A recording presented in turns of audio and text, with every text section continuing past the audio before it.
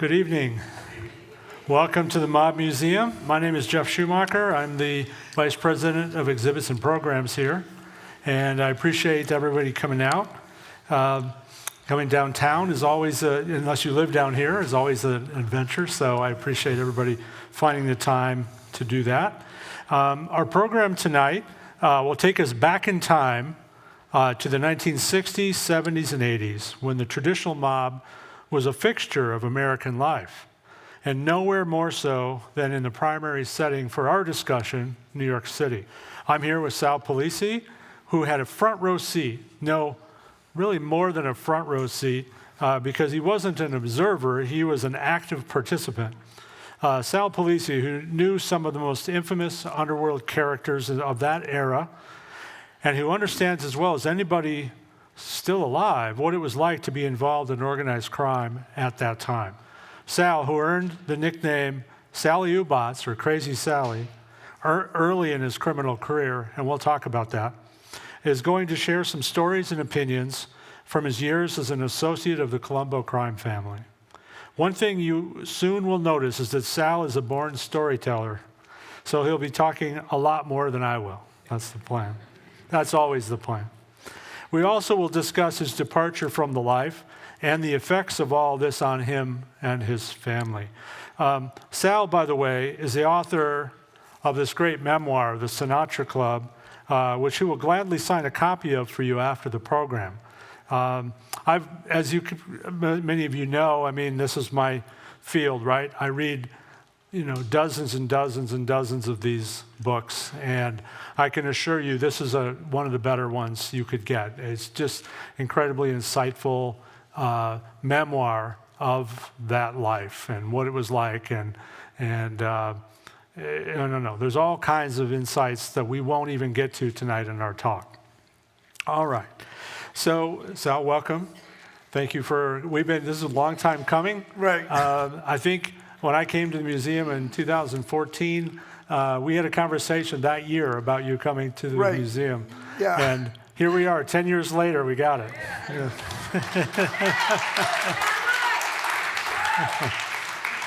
Let's start sort of at the beginning, by which I mean how you got involved with the mob at an early age. So tell us about your Uncle Tony. Yeah. The best way I can describe, by the way, thanks for coming. And I always felt that, I could share this stuff like historically. The best way I could describe who my Uncle Tony was, he was very similar, if you guys would know, Bronx Tale. Okay, so that was Chaz Palminteri, fictional, but pretty accurate about the life in and around the mob. And then there was this little kid there who followed him around. So I was this little kid. I didn't have a mother. My mother abandoned me at 2 years old, so I'd get kicked around, passed around to my aunts and uncles, and I was really uncontrollable, okay? I had anger. I don't know why I had anger.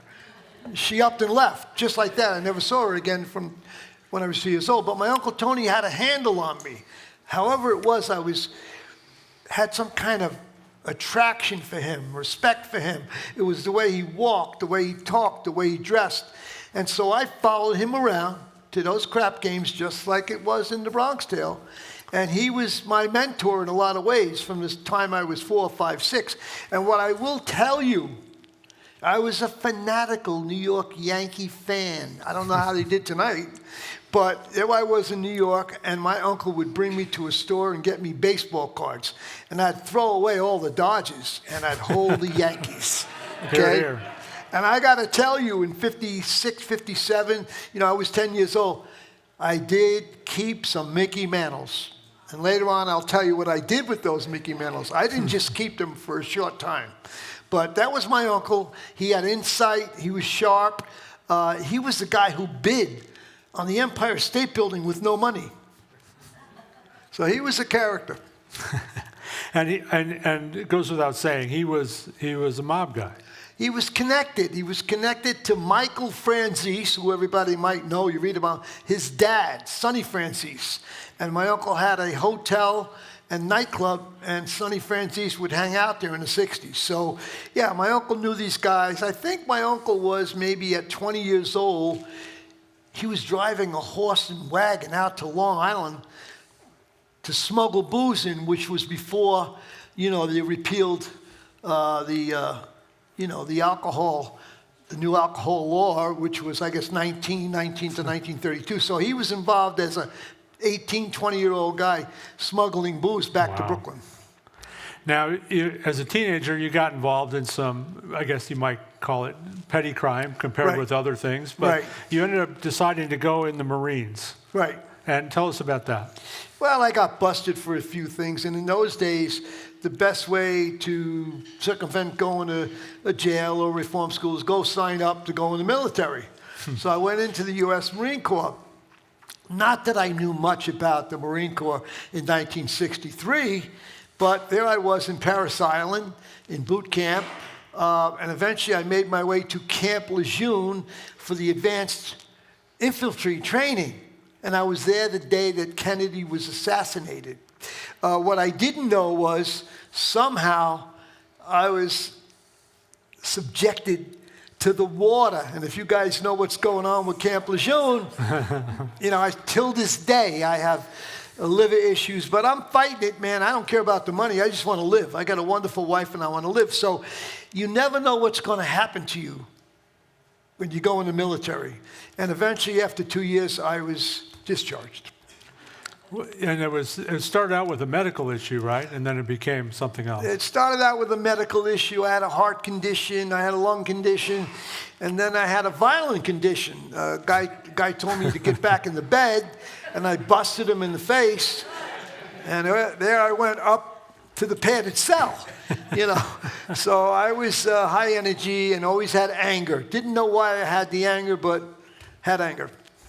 So, just to sort of set the stage a little more, you in the mid '60s, you had a couple of family tragedies that definitely affected the way you saw the world. Can you talk about that?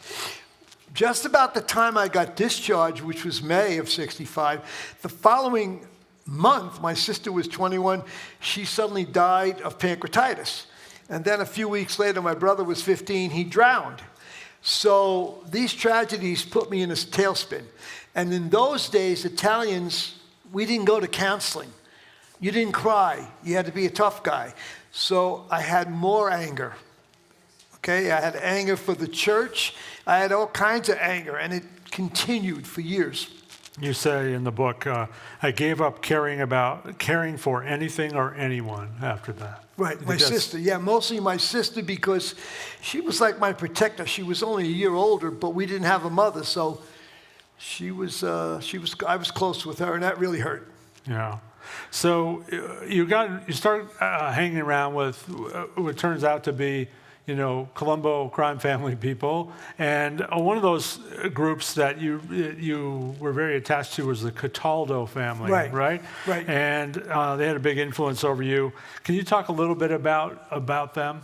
Well, my Uncle Tony went to jail with Sonny Franzese for bank robbery. Yeah. And while he was in federal custody, this young guy, Cataldo, which my family knew, his family back to the 20s, was being released. And my uncle told him, go see Sal. He's got a little pizza joint, and he's got a bookmaking operation. Now, bookmaking in the 60s was totally illegal. I mean, it was like pot was 20 years ago. I mean, you got busted every day.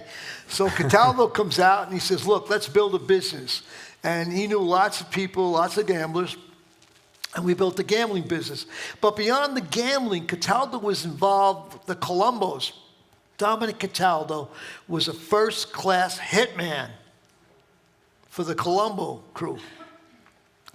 I wasn't allowed to know that for several years, but I learned that later on. And also, Cataldo was a heroin smuggler. He would go to Italy and smuggle that stuff back. Now, in those days, Italians weren't supposed to sell heroin. You weren't supposed to do drugs. But believe me, I figured out that the heads of the families didn't want anybody doing drugs. They wanted to do it themselves. They didn't want competition. And that's how that unfolded. And I was under the thumb of Cataldo, and we had to be very secretive that we were dealing drugs. We didn't share that information with the Gotti group or the Goodfellas group.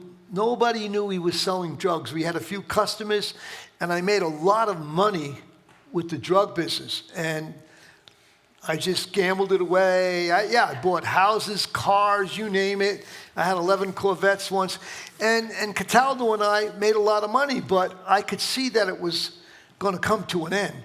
And so I wanted to get away from New York. But that was before I went on a crime spree in 71. I actually, with the Tommy D. Simone guy that was played by Pesci, I taught him how to rob a bank.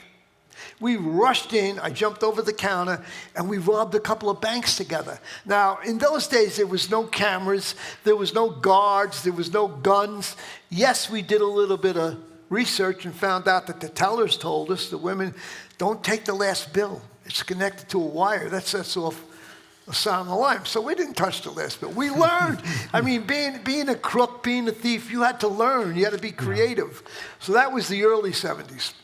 So one of the things that put you in the news for the first time was you were shot by a police officer. Right. Can you talk about how that all unfolded? Yeah, I had a passion for fast cars. So I had a Corvette and to be running it up and down the street.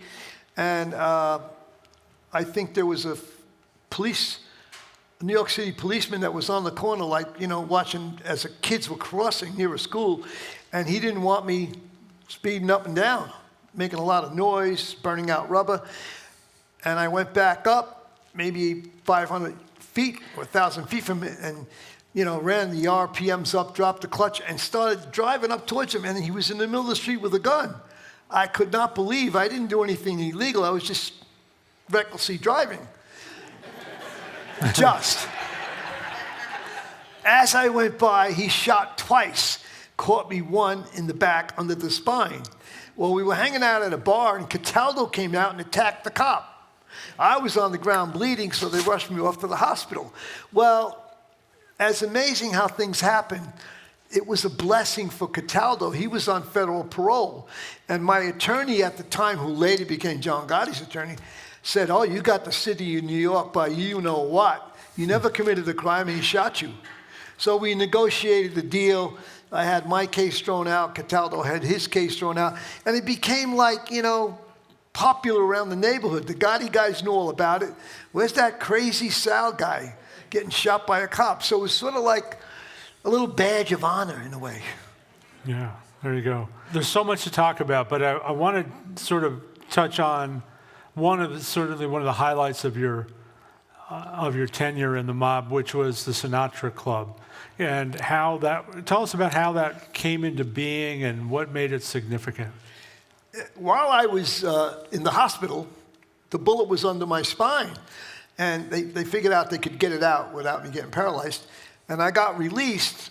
I was in a sling sort of, and I couldn't do any hijackings, couldn't do any bank robberies. So Cataldo said, let's go around and introduce you to some guys. So the first place we go is to Jimmy Burke's bar, Robert's Lounge, if you guys followed Goodfellas.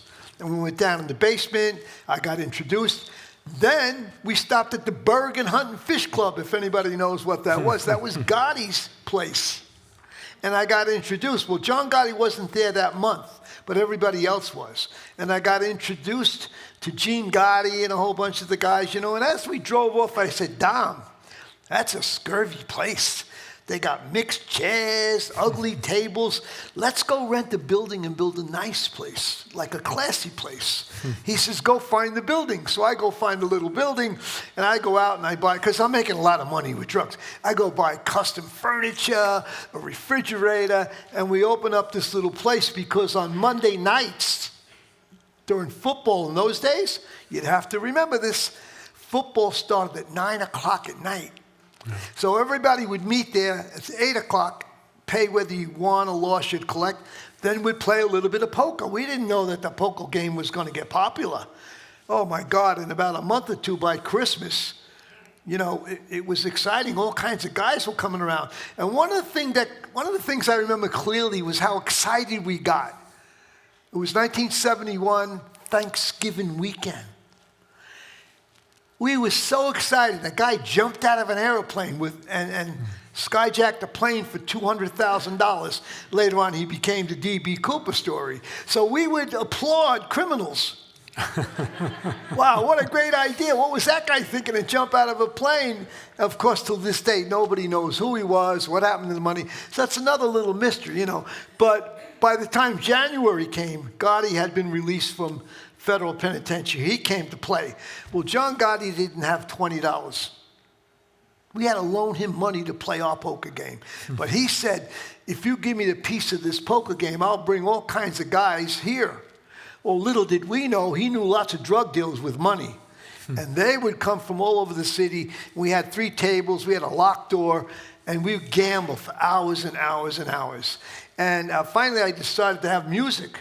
And I said to a burglar guy, hey, go get me a jukebox. He goes and gets a jukebox, and he brings it in. I go, where'd you get this? So I stole it from a Polish bar. Get all that Polish music out of there. What are you going to put in there? Here's $20, go up to the avenue. And Sinatra had retired. Go buy Sinatra records. So we put the Sinatra records in, and I gave the guys quarters because we busted out the bottom. They'd put the quarters in, play the music. And then one night, we got a call. One of the guys got a call. Ma, what do you want, Ma? And she kept saying, where are you, where are you? And he looked at the jukebox. He said, I'm at the Sinatra Club.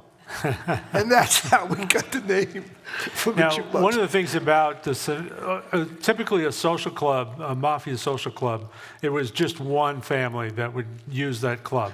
And so it's Bergen was a Gambino place, right, and blah, blah, blah.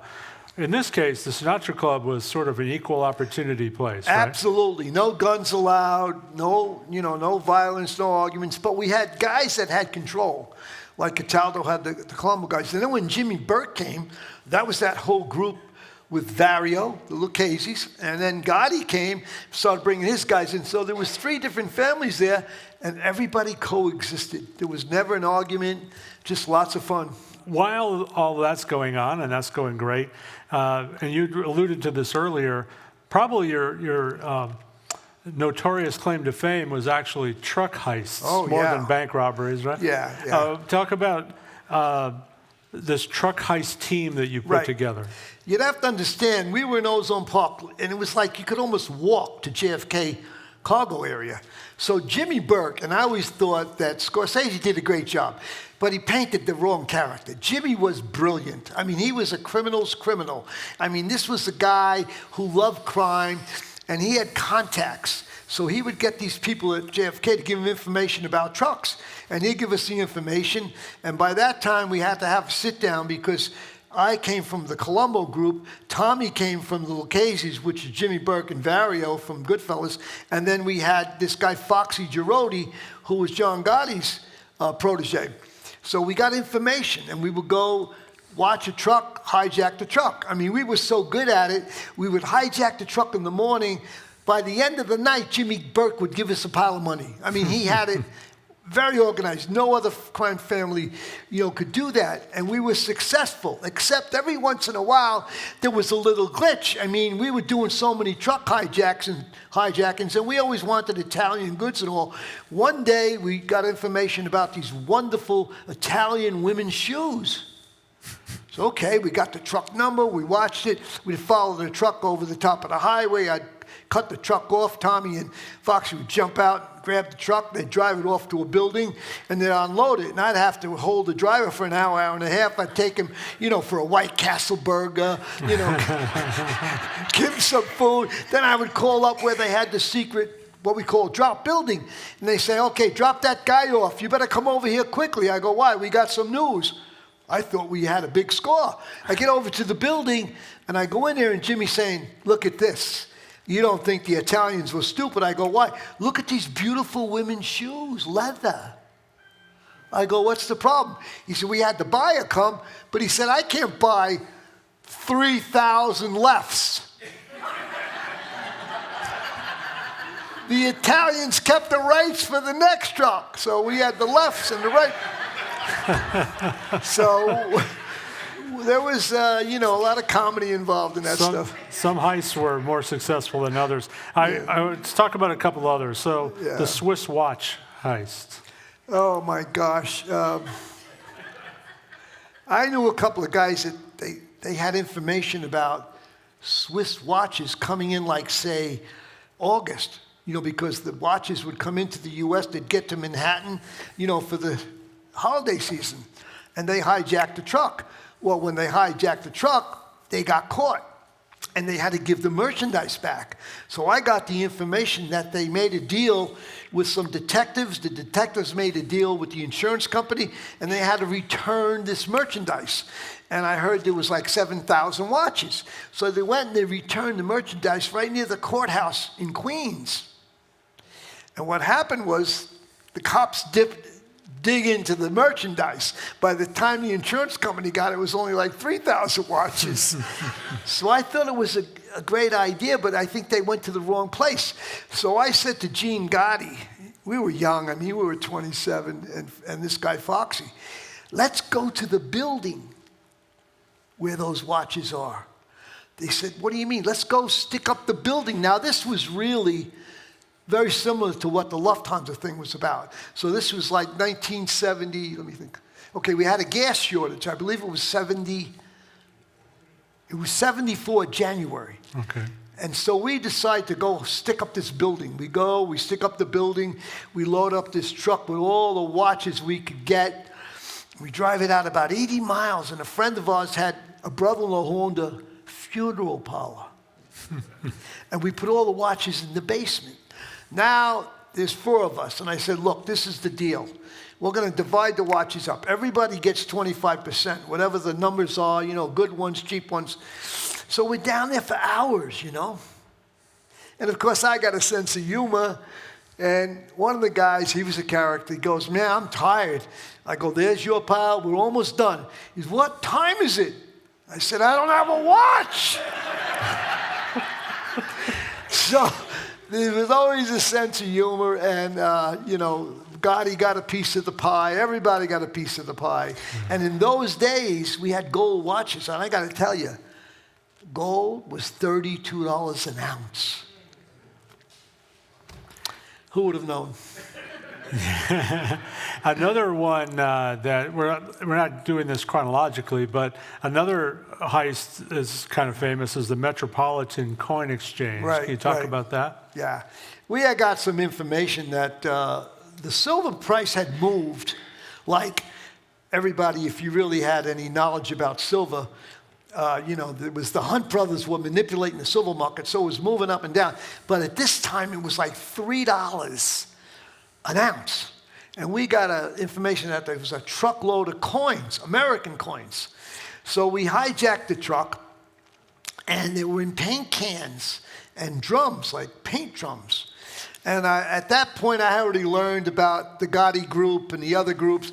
I go, no, this is my score, we'll divide it up. And then Foxy says, I said, what'd you get, how much? Because I got $2,000 per 1,000. He got $2 for every dollar. Tommy got the same. I go, you guys are not smart. What'd you do with yours? Because we had like 80,000 each. I go, I buried mine. I actually buried it. My father-in-law had a sand basement. I buried it there for a while. Well, about 2-3 months later, the price of silver had gone through the roof. And I said, look, you guys, I got 4-1. You got 2-1. Now, I got to tell you, today, 20-1. Yeah. But I did keep some. I have it on good authority you may donate one of these coins to the mob museum. I will bring one, yeah. We'll put that on display. So you've mentioned some names, and I want to go back and talk about some of these individuals because they're really important players in New York during that time, and obviously became famous because of the movies. But you talk about Jimmy Burke, played by Robert De Niro in Goodfellas. He was a major figure in that area, right? Oh, but he was a brilliant guy. I got to tell you, really, he was the most impressive guy I ever met. I mean, because he had all these contacts. I mean, he could have been a major Hollywood producer. I mean, he had everybody at fingertips, and his wife was cool. His whole family was involved in crime. I mean, really, Mickey, I knew his wife, When we went to prison, we were in prison together. I had a deli at that time. My wife had a deli. And Mickey, his wife, would go to the deli and get all these cold cuts and stuff, and then she'd bring it to the Metropolitan Correction Detention Center in Manhattan.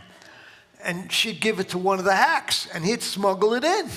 And so Jimmy always made contacts. He was a brilliant guy. Not that it means anything, but you weren't allowed to cook food in a federal penitentiary or federal holding facility, but he was slick. He would take potato chip like foil, and he'd wrap up food in it, take a paper clip, and put it up on the light bulb. And he would cook. And cooking wasn't allowed. And the guards would go by, they'd smell the garlic and the chicken and all, make believe they didn't see anything. I mean, he was the type of guy you'd want to get stuck on an island. He was the guy to be with. He was very clever. And eventually, years later, I gave his son a job. He was a car thief. They were just, I mean, look, he had 2 sons. He named his 2 sons Jesse, James, Burke. Yeah, and the other guy, Frankie James Burke. And they would go to Atlanta to visit the father, and they were barred from the prison. They were so bad. And of course, eventually, Frankie was murdered dealing drugs. I mean, a lot of these guys that I knew, their kids were murdered along the way. That's another thing that allowed me to think, oh man, I got to get away from this life. I mean, really. Another, and this is where things do turn. We had a lot of laughs, but there's some dark moments there too, just to forewarn. Tommy DeSimone, another character played by Joe Pesci in Goodfellas. Right. What was he like? Tommy was what we call a loose cannon, okay? He was a dangerous guy. He was not a tough guy. A tough guy was a guy like I would fight with anybody, especially a big guy. I was only 5'8", 200 pounds, you know, but I'd fight with big guys. He wouldn't fight. He'd just kill. And that bothered me because you couldn't trust him. Look at that picture. That was my mugshot from '71. So Tommy, I didn't trust him because he started doing a lot of drugs, okay? And the thing about him was he was very jealous, a jealous guy. And, you know, I wasn't looking for jealousy, but that's very dangerous in the mob. And I don't know how many hits he did, but occasionally I would get information. I'd have brand new weapons in my basement. I never once fired a weapon, but I had a lot of 9mm. You know, he'd come over there. Oh my God, it was like orgasmic for him to pick up a 9mm. Oh, come on, Ubats, let me have this. I'll give you whatever I want. No, you can't. I got these 238s. I don't want them. All right, have one of them. And so what does he do? This was in the basement. He goes back up through the house. I didn't see what he did. He took 238s and put it in the kitchen drawer. 2 days later, my wife found them. Oh, God. She said, where'd these come from? Oh, that Tommy. That's okay. Wait till I see him. He shows up a few days later. She's waiting at the door with a broom. She beat the crap out of him. Don't ever leave those things in my house. I have little kids. I'm sorry. He said, you know, because he was uncontrollable. So another person you've mentioned a couple times is Foxy Girotti. He was like your best friend. Best friend, yeah. What was he like? He was a Gotti guy as well. Yeah, he was Gotti's guy. People called us smart and stupid. Yeah, we pretended to be smart and sometimes stupid, you know, but we managed. We were actors. We were really actors on the street. I mean, I think I told Jeff, you know, we went to see the Godfather movie. This is how bizarre we were. We see the movie. We go outside after the movie. There's like more than this amount of people there buzzing, talking about the movie. Tommy says, hey, Watts, look at all those people. I go, what do you mean, look at them? Look, they're excited about the movie. I said, what does that mean? That means if they like the movie, they like us. What are you going to do, tell them we're hoodlums? No. He said, I just want you to know. And so then we went to a bar, we were drinking. I go, you know, because I was very spontaneous, let's do something wild and crazy tonight. Like what? We were in Queens. Let's go to Brooklyn, hang out on the other side of the Verrazano Bridge. The first red truck that comes over, we'll hijack it. We don't know what's in it. Who cares? We'll just do it. And we did. And so we took that truck and gave it to Jimmy. We called him. And it was the funniest thing, another disaster. It had big rolls of carpet, and they couldn't get the carpet out of the truck. They needed a high-low. I go, what? How do you get out with a high-low? It's got a long stainless rod. They said, it's like a dick. We didn't have the dick, so we had to throw the truck away. I mean, but we told everybody we celebrated the movie. So one of the things that happened, though, is that this heist team, you had Tommy DeSimone, you had Foxy Girotti. Right. It turns out that Tommy Simone ends up killing Foxy Girotti. Right. How did that all come into play? So 50 years ago, July, I went to Lewisburg Penitentiary. And while I'm there, Foxy and Tommy are sort of working together. Comes Christmas, Angelo Ruggiero, interesting name, John Gotti's best friend, comes into the prison and says to me, hey, your partner Foxy was murdered. I go, what? Who did it? And what's the story? I mean, it was like the next day. He says, we know who did it. And we'll talk about it later. Well, it was maybe a week later he told me, look, it was that crazy Tommy. And I said to him, well, it's my responsibility to get him. No, you can't touch him. God, he'll take care of it. And this was Christmas time of 74. A few months later, I got out. I won a case. I won my case. And I didn't see him. Tommy was in for 3 years. 3 years later, I had about 3 or 4 businesses. A couple of jewelry stores. I had a deli. I had a car business, Corvette shop. He comes to me and says, hey, Ubats, we got a good heist. You want to come with us? I go, no. I didn't say a word about Foxy. I gave up. No more guns. He said, what do you do? I sell drugs. That's it. He said, okay, you'll see. And they went off and did the Lufthansa heist. And that was the last time I ever saw him. And Tommy ended up getting it, too. I mean, right? He disappeared. Yeah. He disappeared. Yeah. Yeah.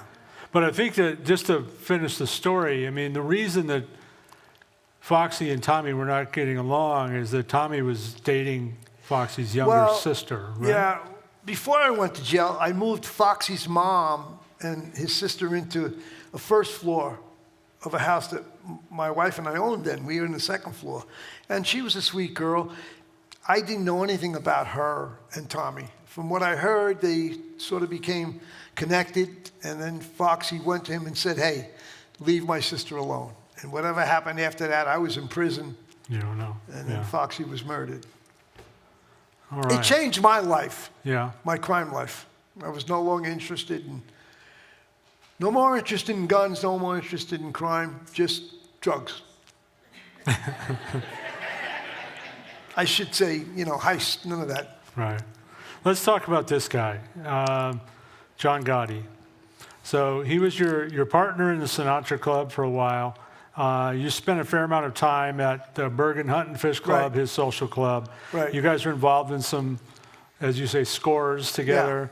But early on, it seems like you had a pretty good idea that he was going to become a boss. I mean, what was it about Gotti that gave you that Gotti impression? was the picture of the Pied Piper. I mean, he could sell people on him. So he would recruit these guys who were violent criminals, drug dealers, and he was building this army that he wanted. He was very ambitious.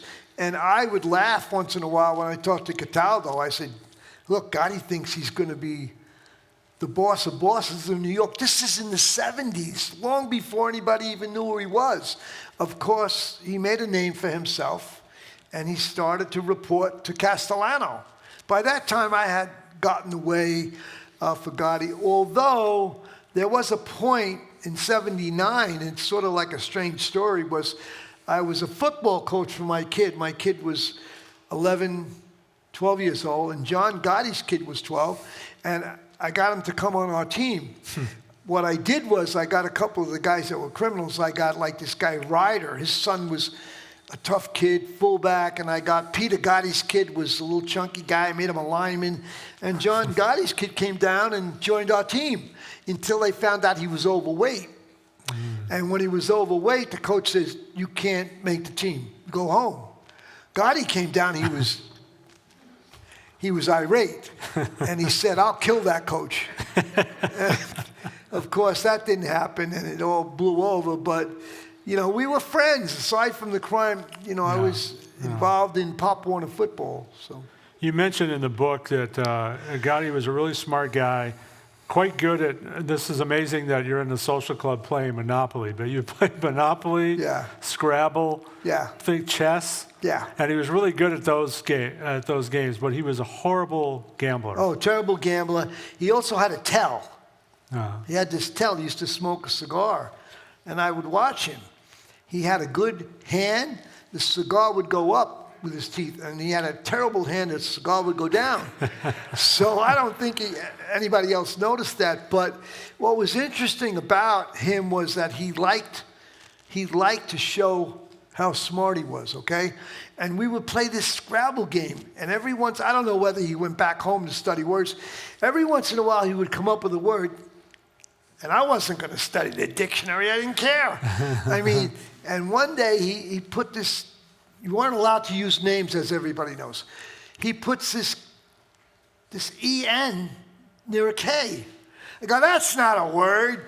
He said, oh, really? Bet me. I'll bet you $200. There's no way. That's a name, Ken. But what they didn't know that he knew was, it was a word. And he said it means to know. So he was he was also an artist, by the way. Yeah. He's a pretty good artist. So you were not directly involved in this, but you know about this. So let's explore how Gotti's kind of rose in the ranks there. Yeah. And it started with the kidnapping of Carl Gambino's nephew, Manny. Right. Who did that, and how did that lead to Gotti getting involved? I don't know exactly, but what was happening was I think there was an Irish group. The Westies? Yeah, and they were kidnapping Italians that were drug dealers, figuring, well, we'll hold these guys. They'll pay us the ransom. They're not going to go to the cops. So I think it was several guys that were kidnapped, and they were paying off.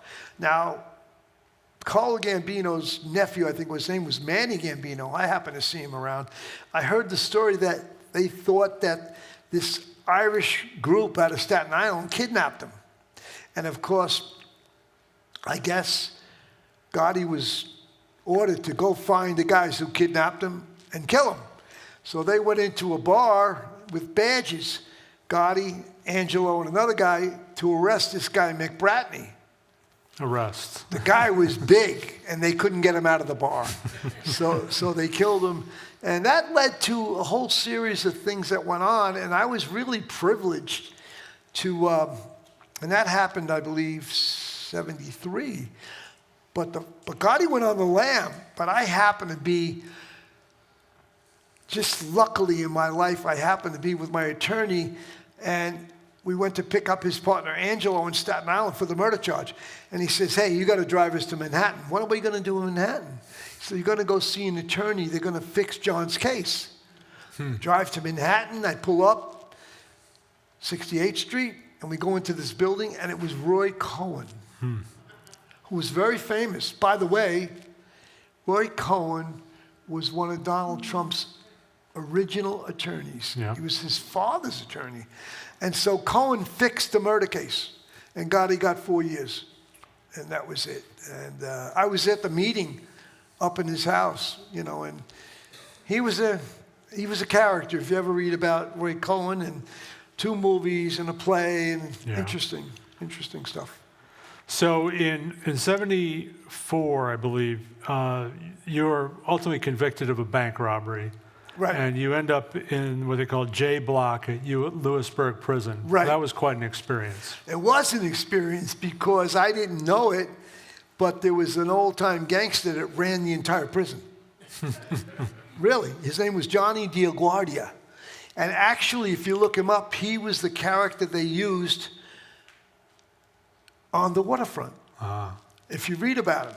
And then there was this guy, Joe Piney, that was there. Paul Vario was there. The scene in Goodfellas when he's slicing the garlic, I was in that room.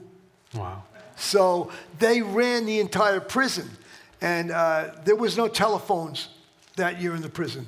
But I managed to get a phone call through that Johnny Dio guy. And so I wasn't there that long. I was there 6 or 8 months and I got out. But that's where all the planning came for the guys to be the new made members. Because the new guys were coming up 70. They didn't start until 75, 76. And that was 74. But interesting time. I learned a lot being there. Well, I think you were in with Frank Lucas too, right? Lucas was there. Harlem drug dealer. We played pinochle with him. Yeah, he was a character. Yeah. So you get out of prison, 75. I mean, it was kind of a short sentence for a bank robbery. What happened there? Do you remember?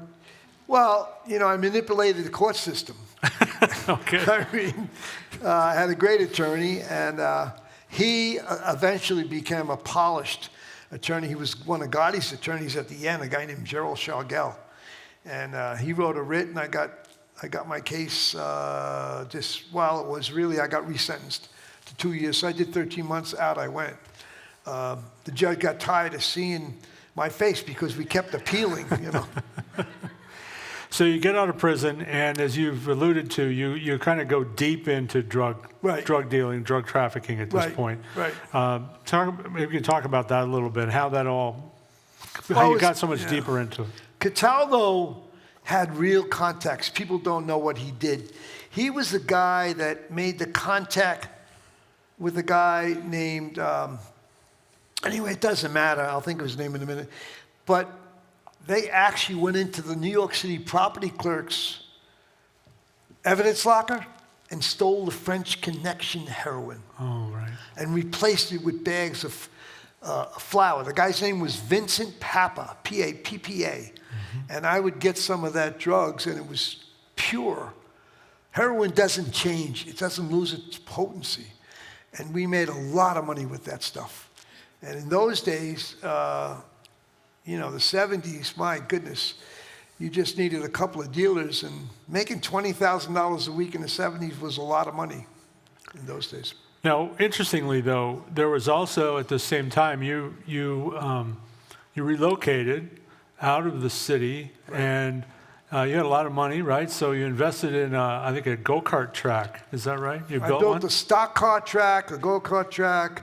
I built a restaurant, a camping facility, a house, and I thought I was going to make money, but I spent $1 million and didn't make any money. It was the wrong time. Yeah. Today that place is still there. I took my wife and we went to visit, and the guy said, "Thank you for your vision." I mean, that's 40 years ago. Yeah. Now he's making the money. My timing was wrong. Wrong time. You said that was out near Woodstock, New York? It was, about, not far, maybe 30, 40 miles from Monticello, New York, Woodstock. About 98 miles from New York City. But you're still selling drugs at that point? No, I wasn't. No. I had lots of money, lots of assets. It was after a couple of years spending all that money building the place, there was no money coming in. I mean, so I went back for a short time, and I switched. No more heroin, because cocaine became very much in. It's sort of like the Scarface years, Yeah. Like that. Yeah. So let's fast forward to 1984. Yeah. So at this point, you make the decision to flip, to become a government witness. Right. What led to that? I got busted for the cocaine charge. My problem wasn't the bust, because I was in Queens, and Cataldo and I had this connection for a judge. So I knew I could have that case thrown out, but I had $1 million bail and I couldn't get out. So it took about 3 or 4 months, and when I got out, I looked at my kids, and they were at a pivotal age. I mean, one of my kids was 16, the other was 13, and I knew what I did is I told the feds, "Look, I'll fix this case." I could have fixed the case for myself and went on in a life in crime, could have went on. I said, "I'll fix this case. I want a ticket out of New York. I don't want to be involved with these guys anymore." So they monitored everything I did. The feds busted the judge. I got witness protection, And I thought I was like free. But you know, when you sign an agreement with the government, you got to read the fine print like a credit card, okay? And what I didn't know was a year later, I got a call. We're going to send you up to Michigan. You got to go meet a woman. What am I going to meet a woman for? She's a prosecutor, and she wants to talk to you about something. I go up to Michigan. She says, you know what? We got a Gotti case, and you're going to be the first witness. I go, why me? We listened to you on the tapes. You're a great storyteller. All we want you to do is tell us what the life was like. You got to do this. Look at your agreement. Look at the print here. It says, you will appear at any criminal case and trial that we need you. Okay, I'll do this, and that's it. Okay, so maybe a year later, I go back to New York. I'm sitting there, and I'm reading all kinds of stuff. And I said to this woman, I don't know how many of you guys saw the Netflix Get Gotti thing. Get Gotti. Okay, it was a very popular doc. He was on it. And I said to the prosecutor, are you naive? He's going to bribe a juror. Oh, Sal, you're watching too many movies. And that's exactly what he did. He paid off a juror. Well, once he was acquitted, he became a superstar in New York, you know. And I go back to Texas because I'm hanging out there like Cousin Vinny, you know, trying to be quiet. I can't lose my accent. And, they got me for another case, the Joe Messina case, the head of the Bonanno. So I had to go do another case, and finally I had to keep moving around. And then, it disturbed my family. I broke up with my original wife. My kids did go to college. I got them to college. And then I tried to figure out, what am I going to do with all this stuff? Well, there's only one way to make some money with these stories. You got to go to Hollywood. So I went there. I got a Jewish name now, and I'm a writer. So I did all kinds of things. But eventually it all panned out. I got involved with a real talented guy who wrote Raging Bull and Mean Streets in New York, and he kind of taught me how to write scripts, and I taught him how to use a computer. And at the same time, in 88, 89, not everybody had computers. So I'd go over the hill to La Cienega and buy 6 computers and take them back to the valley and sell them. So I could make $300-400 a day cash. And that's what I did. I learned how to flip computers. I want to go back just for a second because I think it's such a key point. So you testified in the first Gotti trial, and you were the first witness. Right. And you were on the stand for 7 days. Right. And mostly you weren't talking about Gotti's crimes per se. You were just talking about the life, which is what we're doing tonight. So you were doing something like this. Right. Yeah, explaining how it worked, because the public really never had an inside, POV, except for Henry's book, who I knew Henry Hill. That Wise Guy book was amazing. I mean, he detailed the whole life from that family's point of view. But, the Goodfellas guy, they weren't as popular as John Gotti, because Gotti was a Hollywood gangster. He dressed like a gangster, talked like a gangster. I mean, this guy could sell Eskimos ice. I mean, that's who he was. When you were on the stand, and Gotti is right there at the defense table, what was he doing? Well, he was in a position where no one else could see him in the corner, and he was just going like this, So, I mean, in a strange way, though, I have to tell you, I was always a junkie for excitement. Going in there, and I would say there was more people in that courtroom than here. It was sort of, I had them all in the palm of my hand. That's when I began to realize, when you tell people stories like this, it captivates them. Yeah. But the best fun I ever had was, I made a lot of appearances around the country, was the Q&A, like with you guys. Everybody has a question. So I would do 40 minutes of speaking at a college, and I'd spend 2 hours answering the questions. We're gonna do questions in just a minute, but I want to get to there's Jimmy Burke. Sorry about that. Yeah. There's Tommy. This is what I want to talk about. Oh, that. So in 1989, a different book came out called Sins of the Father. A good book. It's really about you, and The it's kids. not written by you, but it's about your kids and the impact right, on yeah. The kids being like in the witness protection program became popular football players in Texas, scholarships and going to big schools and all. So I agreed to go do the Geraldo show. So I remember, you know, I think it was Simon & Schuster Publicity, you know, whatever she, the head of publicity says, okay, and I didn't know much about who was who as far as media.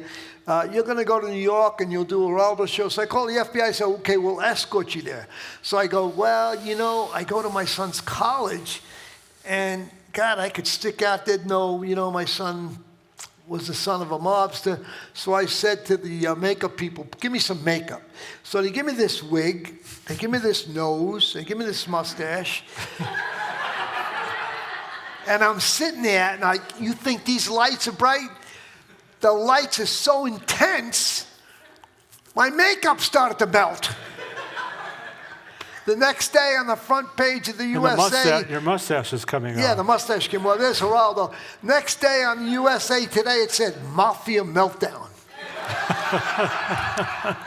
So there was some, you know, funny moments, and then, you know, I did enjoy Larry King. I got him on a Friday night. Here's Larry King. There's Larry. And no disguise. Yeah, I would have the distinction of telling you, I got interviewed by Matt Lauer. He got kicked off TV.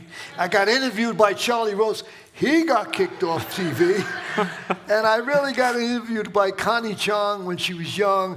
And I did a lot of those interviews talking about the life, because not too many guys were that good explaining, you know, about the life. I had fun with Gayle King. I really did. She was a bright lady. Had lunch with her. I didn't know she was a psychologist. And she goes, Sal, I read your book. You should have went for therapy young. Yeah. So you know, the summary is, I mean, you decided to get out of the life. You were done with it. What was it? What was the mob's downfall in your mind? Betrayal and jealousy. Mostly jealousy. I had never experienced any jealousy. If I saw something the guy had, I'm going to get that. But I wasn't going to go rip off an old lady or try to get his stuff. I just go get the money myself, figure out how to get it, whatever it was, if it's a Piaget watch or a Porsche. I mean, I had all that stuff. After a while, it didn't really mean anything, all of that. You know, I was searching for something else and didn't know what it was. I was with a woman. We were kids when we got together. So after I did 19 years with her, then I found the young lovely. A young lovely. I was 22 years older than her, and I had 2 kids with her, but that really never worked, you know. It wasn't like a real deep, committed love. It was just based on Hollywood, you know. And so I decided to leave Hollywood, and I was here in Vegas, and I didn't like Vegas. And I go, I'm going to leave here about 10 years ago. And I'm going to go to the Carolinas. I had a friend there. I'll go meet some little girl in the little town, you know. And that didn't happen. I was fortunate enough to meet this really sharp woman who's sitting here with a hat on. and then we were together for a week, and that changed our lives totally. So the good part of the story is what happens at the end. What are you doing with your life? Yeah. And she has a wonderful family, you know, 2 boys, 2 girls, and I got the pleasure of raising her youngest daughter. That's the success that I'd like to hold on to, because when I met Karen, her kid was 13, and she said, what are we going to do? I said, we're going to take her to a little town in California. We went to Chico, because my daughter graduated from Chico State to be a teacher. And we went up to Chico, and we got her to a school, and she said, now what? We'll get her to graduate, we'll give her a phone, a car, and we'll get her to college. And she'll go to college and never borrow a dime. And guess what we did? That's what we did. Nice. And now she's here in this town, she has a degree. It's exciting because I was honored to help raise her child. So one of the things I think would be worth exploring just briefly is, you know, after you went straight, more or less, you like found ways to make to make legitimate money. Really? Can you talk about that a little bit? You know, I remember planning, like, when I was a kid, there was that, what was it, Robert Wagner, It Takes a Thief. Yeah. I was always fascinated with the television, the way they put together a robbery or a heist or something, the detail of it, okay? And so when I left the life, there was never another gun. It was never another crime. I mean, I came close. I found some ways to make money that were questionable. They weren't illegal, but I had an attorney friend. He said, "What made you think this?" I said, "I don't know. There's always a way." And I started to mess around with toys. And I discovered, if anybody knows anything about toys, lots of toys, but they're always missing the parts. And I had a vintage shop in Menlo Park, right by the airport in San Francisco. And I was buying all kinds of stuff. And this guy came in with these little cars, wind-up cars from Germany. And he said, "Well, these things are like $30, $40. I go, "I can't give you $30. There's 60 cars here and you got 3 keys. So I gave him a little bit of money. And I started looking at him, thinking all night long, what if I had the keys? I'd get twice the money. So I decided, I had a Chinese friend to make these keys. I made 10,000 keys for like 15 cents. 18 years ago. I'm still selling them for $4. The keys. My wife and I, we sell them every day on eBay. I mean, that was just one thing I made. Then I discovered the Hot Wheels from the 60s with the red lines. There was no more available. So I made those. And that's not like copyright infringement because nobody cares about the parts. What they care about is the copyright on the bottom. So I made toy parts for years and made lots of money. Then I got tired of making other people's stuff, and I made my own toy in 1998. I can't tell you that I made a toy for 40 cents, and it was selling at Hallmark for $20. How many did I make? 200,000 of them. Started adding up that money. And both my sons got involved in the company. We made money. We sold the company. And we went to the 99, this was an amazing little story, the 99 baseball card show in Atlanta, I guess at the Atlanta Dome or something. And we had our bears. I made these little bears with Y2K on them. They're still on eBay. And a woman came up to us, you had a brilliant idea here, but, I want to do something different. And she's telling me about the bear business. And I said, what do you want to know? Look what we did. We came up with these ideas. We produced them in China, paid 40 cents. We got $8. Thousands of them every day. She said, what would you think about if I created a bear? I go, like what? I want to open up a store and people come in. She was a nice lady. She was just thinking about it. I want to call it Build a Bear. I said, really? Great idea. She walked away. I said to my 2 sons, who's going to go to a store to build a bear? So lots of laughs. You meet people, and she I guess she got rich, So we're going to turn it over for questions in just a minute. Yeah. One last question, really. Yeah. So you're 79 years old. Yeah. Now. Yeah. What's next for you? Well, I like sharing this history, but my wife is a 3rd grade teacher. She loves teaching the kids. So we're going to have to figure out something else to do. I'm not sure what it is. We have another book sitting with my agent. It's not about crime. It's about life. It's about the things I did legally. It's about the challenges. I mean, I was in Studio City under a new name, and who shows up? Henry Hill. I got 70 units, and I got the keys to every unit, wealthy people. And he says, oh, let's go rob Henry. Bye. Why? That's not what I do anymore. He says, you just work as a property manager. So I stayed away from criminals, any kind of crime, and I had a line, and that was it. Until this day, my wife, she lives with me. She knows I have a line. So we want to do some other things to help people. We really do. Excellent, excellent. All right, well, I want to open this up for questions from the audience. We're going to the way we do it here, if you haven't been here, is we have a microphone. Then if you raise your hand, we'll call on you, and the microphone will come so everybody can hear you, and we can record your voice as well, okay? So why don't we get started? And if you have a question, we'll bring the mic to you over here on this side. Really big fan of your book. I love your book. There, it's working. Okay, hello. Oh, there we go. I love your book. One of the things I found interesting in your book is you mentioned multiple times that you believe very strongly that the mob was behind the Kennedy assassination. And you talk about like Jack Ruby's connection to New Orleans and all that. But I was wondering if you ever heard anything from the inside about the Kennedy assassination. The truth is, I had a wonderful co-writer, brilliant guy in New York. His name is Dougherty. This guy did an amazing amount of research. And what we thought was interesting was the way that, assassination took place, and then the way Ruby killed Oswald. And of course, if you follow a little bit of history, there was this guy, Joe Colombo, in New York. I don't know if you guys ever saw the making of what was the making of the offer, when Colombo was shot in New York, Oh, right. and then somebody killed him.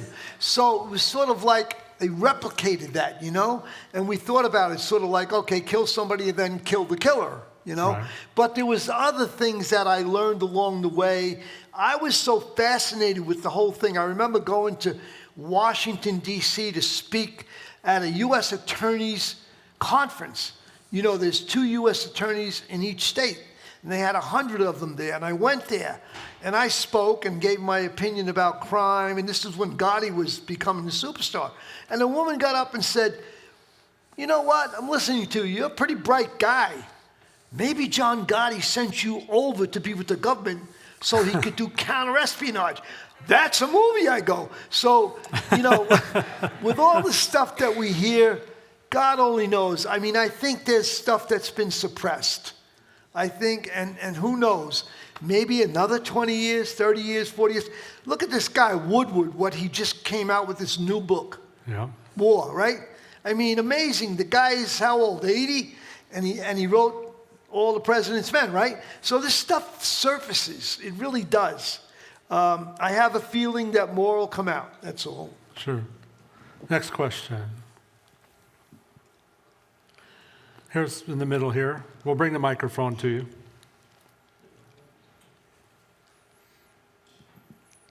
Thank you.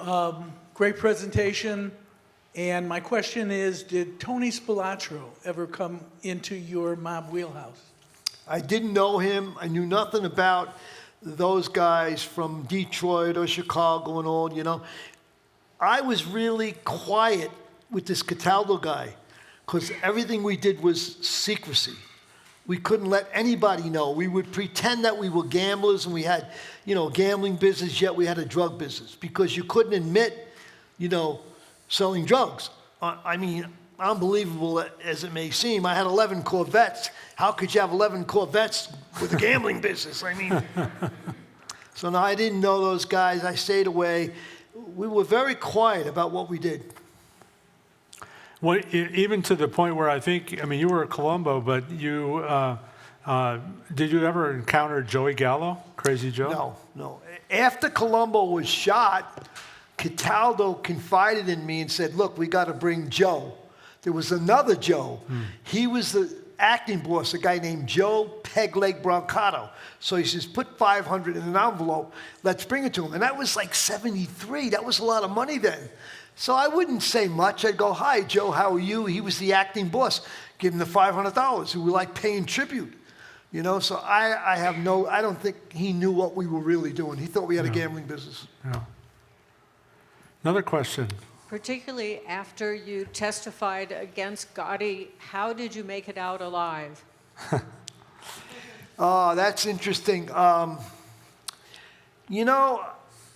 testified in '86.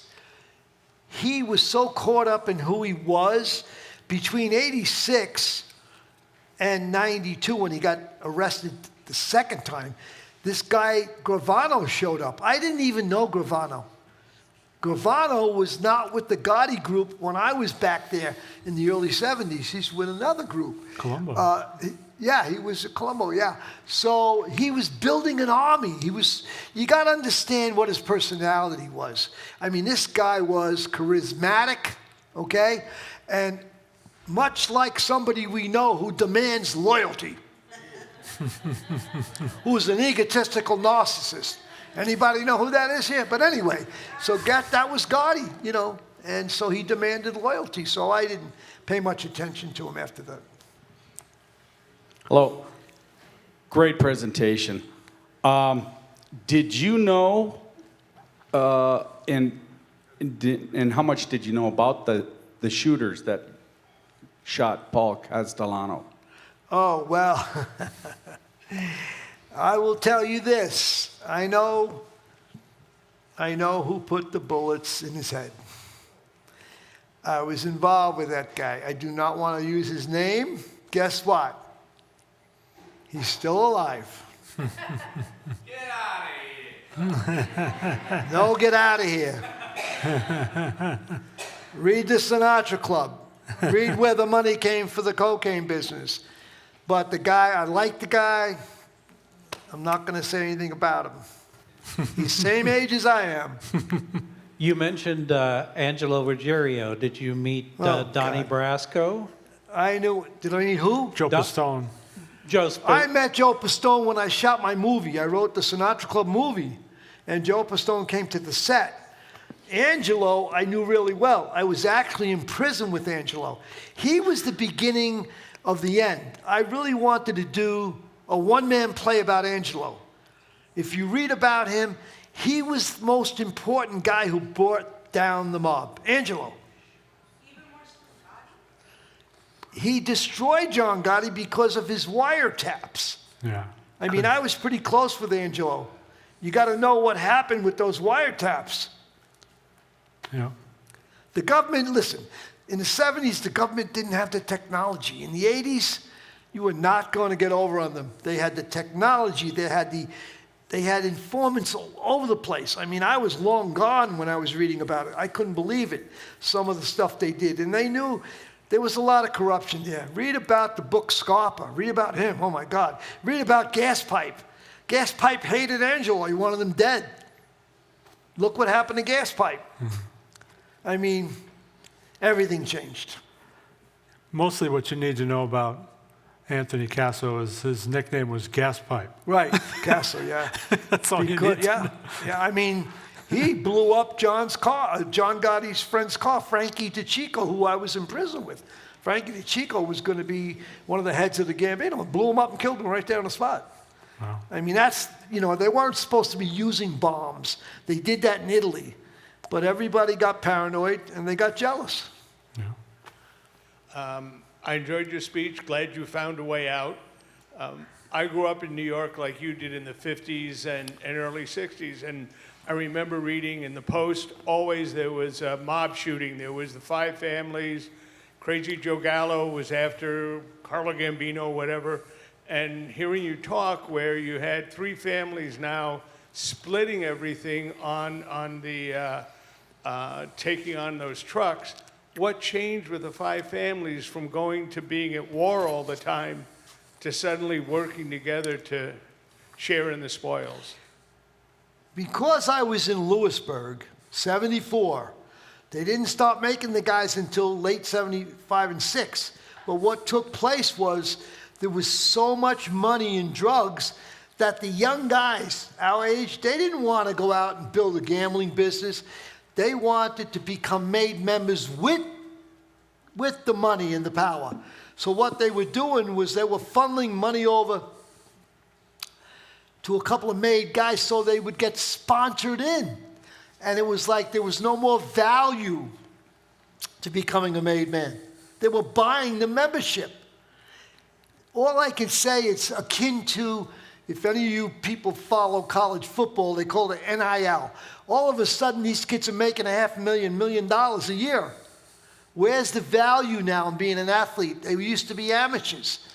And this is what's happening in America. We're selling out character. We're selling character.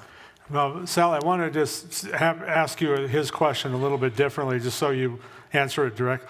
So he's interested in knowing how you brought these families together, for example, on these heists and the Sinatra Club, and that was unusual. Yeah. But Gotti kind of supported it, right? Yeah, because what happened was Cataldo had, as a Colombo guy, he had to go to the boss and say, hey, Gotti, the Faticos were made members. They're authorizing that this guy Foxy can work with Sal.